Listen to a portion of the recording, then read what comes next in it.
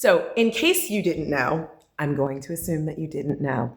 In case you didn't know, I have spent the last 2 years incorporating somatic body mapping into my creative practice. What does that mean? Let's break this down, okay? First, what is a body map? A body map is essentially a trace outline of your body. Simple enough. Now, what makes it a body map, when a person fills in that trace outline of their body with words, phrases, symbols, pictures, and other things that show or map internal feelings or physical sensations on their body. Body mapping is a wonderful way of being able to make visible the things that are invisible.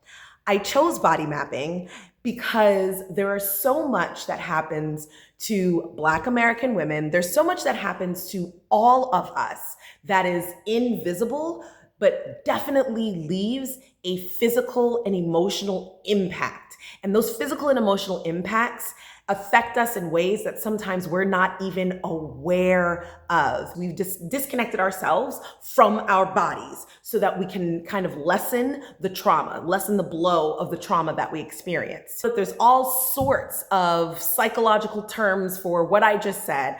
I'm just giving you the layman's artist version of the things that I've been researching. Body mapping is a fantastic way for individuals to be able to reconnect themselves to their own bodies. It's the process of embodiment, right? Being able to embody an experience.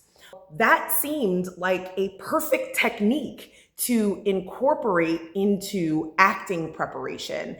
And so part of the Labor Pains Collective is using body mapping as part of the actors, performers' preparation process. This show, Myth and Morrow, was the first opportunity that I really had to be able to do that because it's such a small cast. It's just myself and Sahara. It just provided this really good opportunity in order to start to develop this practice as part of the ensemble work that folks do when they are doing work with Labor Pains Collective. Isis body map, I had to really channel the internal feeling. I, Sahara, tend to wear a lot of my emotions on my sleeve, but Isis is not that. Isis and Queenie use their bodies a lot to communicate with others.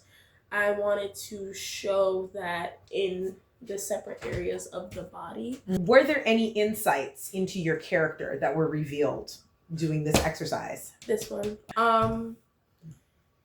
I started writing her name, and then the first time I wrote it, I was like, okay, that's her. And then I wrote it smaller, and I was like, okay, this is her younger self. And then I wrote it old, like in a different font. I'm like, okay, this is her future self.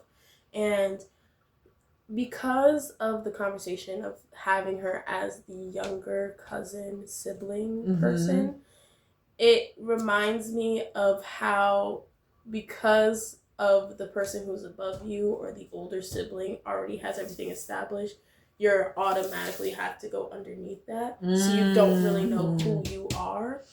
And because of everything that you don't know, you're just going based off of the things you do know and what you gather on the outside.